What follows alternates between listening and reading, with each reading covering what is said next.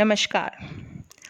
आज का हमारा टॉपिक है शमशान से आने के बाद क्यों नहाया जाता है। हिंदू धर्म में अंतिम संस्कार करके आने के बाद नहाने की प्रथा है। किसी भी शव यात्रा में जाना और मृत शरीर को कंधा देना लगभग सभी धर्मों में बड़ा ही पुण्य का कार्य माना गया है। तो वहाँ से आकर तुरंत नहाने की क्यों ज़रूरत पड़ती है। नहाया तो तभी जाता है जब हम कोई अशुद्ध कार्य करते हैं, फिर पुण्य कार्य करके नहाने की क्या ज़रूरत। आइए जानें ऐसा क्यों। ऐसा के चैनल में आपका स्वागत है। अगर आपने मेरे चैनल को अभी तक सब्सक्राइब नहीं किया है तो प्लीज़ सब्सक्राइब माय चैनल।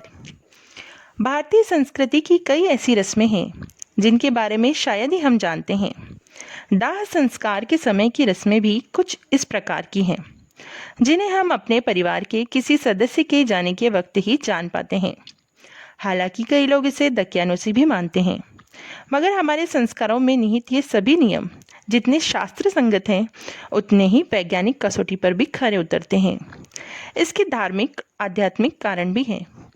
अंतिम संस्कार की बात नहाने की बात के रिवाज के पीछे वैज्ञानिक कारण की बात करें तो जब किसी व्यक्ति की मौत हो जाती है तो उसके शरीर से बैक्टीरिया हावी हो जाते हैं और ऐसे में ये बैक्टीरिया शव के संपर्क में आने वाले व्यक्तियों के शरीर में भी फैल जाते हैं।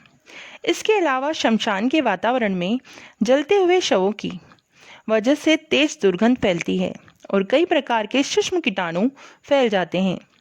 ये कीटाणु शमशान में मौजूद लोगों के कपड़ों पर और बालों पर चिपक जाते हैं। ऐसा माना जाता है कि अगर शमशान से लौटकर कोई नहाएगा नहीं तो ये कीटाणु हमारे स्वास्थ्य को भी नुकसान पहुंचा सकते हैं। शमशान से आकर नहाने की पीछे आध्यात्मिक कारण की बात करें तो शमशान जाने से मनुष्य के भीतर भले ही कुछ समय के लिए ही लेकिन जीवन की सच्चाई का आभास होने लगता है कि एक दिन हमें भी ये सब मोह माया छोड़कर इस दुनिया से जाना होगा। इसके पीछे धार्मिक कारण भी है, चूँकि शमशान भूमि पर दिन भर अंतिम संस्कार के कार्य ही होते रहते हैं, इसलिए वहाँ एक प्रकार की नकारात्मक ऊर्जा का प्रवाह बना रहता है जो कमजोर मनोबल के इंसान को हानि पहुंचाता है। इसलिए कमजोर मनोबल के लोगों को शमशान नहीं जाना चाहिए, क्योंकि यह नकारात्मक ऊर्जा उन पर हावी हो सकती है और उनको नुकसान भी पहुंचा सकती है।